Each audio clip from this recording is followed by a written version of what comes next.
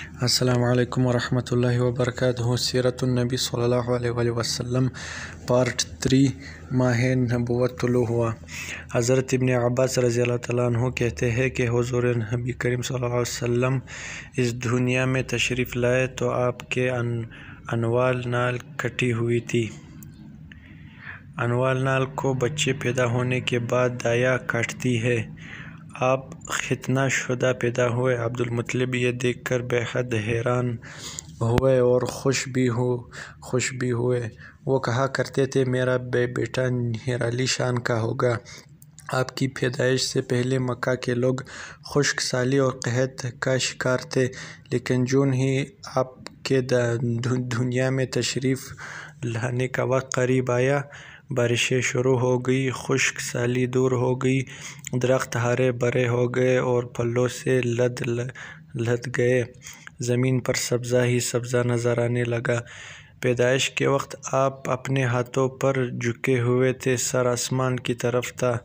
ایک روایت کے الفاظ یہ ہے کہ گھٹنوں کے بل جھکے ہوئے تھے، مطلب یہ کہ سجدے کی کسی حالت میں تھے۔ آپ کی مٹھی بند تھی اور شہادت کی انگلی اٹھی ہوئی تھی، جیسا کہ ہم نماز میں اٹھاتے ہیں۔ حضور انور صلی اللہ علیہ وآلہ وسلم فرماتے ہیں جب میری والدہ نے مجھے جنم دیا تو ان سے ایک نور نکلا، اس نور سے شام کے محلات جگمگا اٹھے۔ آپ صلی اللہ علیہ وآلہ وسلم کی والدہ سیدہ آمنہ فرماتی ہے محمد صلی اللہ علیہ وآلہ وسلم کی پیدائش کے وقت ظاہر ہونے والے نور کی روشنی میں مجھے بصرہ میں چلنے والے اونٹوں کی گردنیں تک نظر آئی۔ علامہ سہلی رحمۃ اللہ علیہ نے لکھا ہے کہ جب آپ پیدا ہوئے تو آپ نے اللہ کی تعریف کی۔ ایک روایت میں یہ الفاظ آئے ہیں اللہ اکبر کبیرہ والحمد للہ کثیرہ وسبحان اللہ۔ اللہ تعالیٰ سب سے بڑا ہے، اللہ تعالیٰ کی بے حد تعریف ہے اور میں صبح و شام اللہ کی پاکی بیان کرتا ہوں۔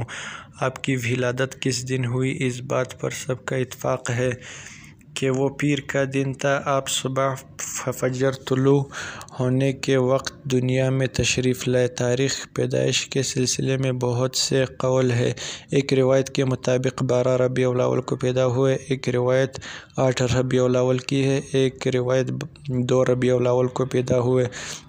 اس سلسلے میں اور بھی بہت سی روایات ہیں۔ زیادہ تر مورخین کا خیال ہے کہ آپ 8 ربیع الاول کو پیدا ہوئے۔ تقویم کے طریقہ کے حساب سے جب تاریخ نکالی گئی تو 9 ربیع الاول نکلی۔ مطلب یہ کہ اس بارے میں بالکل صحیح بات کسی کو معلوم نہیں۔ اس پر سب کا اتفاق ہے کہ مہینہ ربیع الاول کا تھا اور دن پیر کا۔ یہ بھی کہا جاتا ہے کہ آپ کو پیر کے دن ہی نبوت ملی، پیر کے روز ہی آپ نے مدینہ منورہ کی طرف ہجرت فرمائی اور پیر کے روز ہی آپ کی وفات ہوئی۔ آپ عام الفیل میں پیدا ہوئے، یعنی ہاتھیوں والے سال میں۔ اس سال کو ہاتھیوں والا سال اس لیے کہا جاتا ہے کہ ابرہہ نے ہاتھیوں کے ساتھ مکہ مکرمہ پر چڑھائی کی تھی۔ آپ کی پیدائش اس واقعے کے کچھ ہی دن بعد ہوئی تھی۔ واقعہ کچھ اس طرح ہے کہ ابرہہ یمن کا عیسائی حاکم تھا۔ حج کے دنوں میں اس نے دیکھا کہ لوگ بیت اللہ کا حج کرنے جاتے ہیں۔ اس نے اپنے لوگوں سے پوچھا یہ لوگ کہاں جاتے ہیں؟ اسے جواب ملا بیت اللہ کا حج کرنے کے لیے مکہ جاتے ہیں۔ اس نے پوچھا بیت اللہ کس چیز کا بنا ہوا ہے؟ اس سے بتایا گیا پتھروں کا ہے۔ اس نے پوچھا اس کا لباس کیا ہے؟ بتایا گیا ہمارے ہاں سے جو داری دار کپڑا جاتا ہے اس سے اس کی پوشاک تیار ہوتی ہے۔ ابرہہ عیسائی تھا۔ ساری بات سن کر اس نے کہا مسیح کی قسم میں تم لوگوں کے لیے اس سے اچھا گھر تعمیر کروں گا۔ اس طرح اس نے سرخ، سفید، زرد اور سیاہ پتھروں سے ایک گھر بنوایا، سونے اور چاندی سے اس کو سجایا، اس میں کئی دروازے رکھوائے، اس میں سونے کے پتھرے جڑوائے، اس کے درمیان میں جواہر لگوائے، اس مکان میں ایک بڑا سا یاقوت لگوایا، پردے لگوائے، وہاں خوشبوئیں سلگانے کا انتظام کیا۔ اس کی دیواروں پر اس قدر مشق ملا جاتا تھا کہ وہ سیاہ رنگ کی ہو گئی، یہاں تک کہ جواہر بھی نظر نہیں آتے تھے۔ پھر لوگوں سے کہا اب تمہیں بیت اللہ کا حج کرنے کے لیے مکہ جانے کی ضرورت نہیں رہی، میں نے یہی تمہارے لیے بیت اللہ بنوا دیا ہے، لہٰذا اب تم اس کا طواف کرو۔ اس طرح کچھ قبائل کئی سال تک اس کا حج کرتے رہے، اس میں اعتکاف کرتے رہے، حج والے مناسک بھی یہی ادا کرتے رہے۔ عرب کے ایک شخص نفیل خشمی سے یہ بات برداشت نہ ہو سکی، وہ اس مصنوعی خانہ کعبہ کے خلاف دل ہی دل میں کڑتا رہا۔ آخر اس نے دل میں ٹھان لی کہ وہ ابرہہ کی اس عمارت کو گندہ کر کے چھوڑے گا۔ پھر ایک رات اس نے چوری چھپے بہت سی گندگی اس میں ڈال دی۔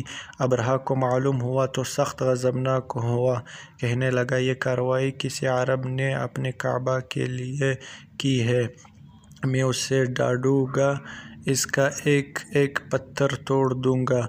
اس نے شام و حبشہ کو یہ تفصیلات لکھ کر دی، اس سے درخواست کی کہ وہ اپنا ہاتھی بھیج دے۔ اس ہاتھی کا نام محمود تھا۔ یہ اس قدر بڑا تھا کہ اتنا بڑا ہاتھی روئے زمین پر دیکھنے میں نہیں آیا تھا۔ جب ہاتھی اس کے پاس پہنچ گیا تو وہ اپنی فوج لے کر نکلا اور مکہ کا رخ کیا۔ یہ لشکر جب مکہ کے قرب و جوار میں پہنچا تو ابرہہ نے فوج کو حکم دیا کہ ان لوگوں کے جانور لوٹ لیے جائیں۔ اس کے حکم پر فوجیوں نے جانور پکڑ لیے، ان میں عبد المطلب کے اونٹ بھی تھے۔ نفیل بھی اس لشکر میں ابرہہ کے ساتھ موجود تھا اور یہ عبد المطلب کا دوست تھا۔ عبد المطلب اس سے ملے، اونٹوں کے سلسلے میں بات کی۔ نفیل نے ابرہہ سے کہا قریش کا سردار عبد المطلب ملنا چاہتا ہے، یہ شخص تمام عرب کا سردار ہے، شرف اور بزرگی اسے حاصل ہے، لوگوں میں اس کا بہت بڑا اثر ہے، لوگوں کو اچھے اچھے گھوڑے دیتا ہے، انہیں عطیات دیتا ہے، کھانا کھلاتا ہے۔ یہ گویا عبد المطلب کا تعارف تھا۔ ابرہہ نے انہیں ملاقات کے لیے بلایا۔ ابرہہ نے ان سے پوچھا بتائیں آپ کیا چاہتے ہیں؟ انہوں نے جواب دیا میں چاہتا ہوں میرے اونٹ مجھے واپس مل جائے۔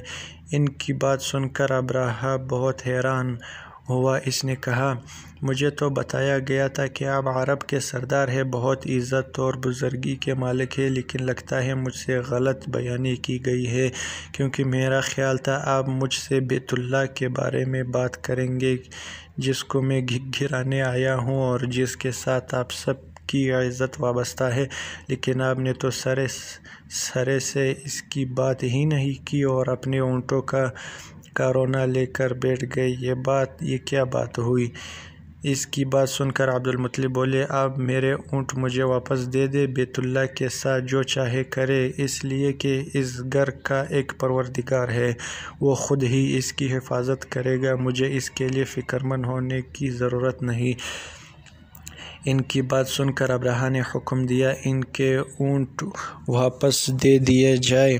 جب انہیں ان کے اونٹ واپس مل گئے تو انہوں نے ان کے سموں پر چمڑے چڑھا دیے، ان پر نشان لگا دیے، انہیں قربانی کے لیے وقف کر کے حرم میں چھوڑ دیا تاکہ پھر کوئی انہیں پکڑ لے تو حرم کا پروردگار اس پر غضبناک ہو۔ پھر عبد المطلب حرا پہاڑ پر چڑھ گئے، ان کے ساتھ ان کے کچھ دوست تھے۔ انہوں نے اللہ سے درخواست کی اے اللہ، انسان اپنے سامان کی حفاظت کرتا ہے، تو اپنے سامان کی حفاظت کر۔ ادھر سے ابرہہ اپنا لشکر لے کر آگے بڑھا، وہ خود ہی ہاتھی پر سوار لشکر کے درمیان موجود تھا، ایسے میں اس کے ہاتھی نے آگے بڑھنے سے انکار کر دیا، وہ زمین پر بیٹھ گیا۔ ہاتھی بانوں نے اسے اٹھانے کی کوشش کی لیکن وہ نہ اٹھا، انہوں نے اس کے سر پر ضربیں لگائیں، آنکھ چبوئی مگر وہ کھڑا نہ ہوا۔ کچھ سوچ کر انہوں نے اس کا رخ یمن کی طرف کیا تو وہ فوراً اس طرف چلنے لگا، اس کا رخ پھر مکہ کی طرف کیا گیا تو پھر رک گیا۔ ہاتھی بانوں نے یہ تجربہ بار بار کیا، آخر ابرہہ نے حکم دیا ہاتھی کو شراب پلائی جائے تاکہ نشے میں اسے کچھ ہوش نہ رہ جائے اور ہم اسے مکہ کی طرف آگے بڑھا سکیں۔ چنانچہ اسے شراب پلائی گئی لیکن اس پر اس کا بھی اثر نہ ہوا۔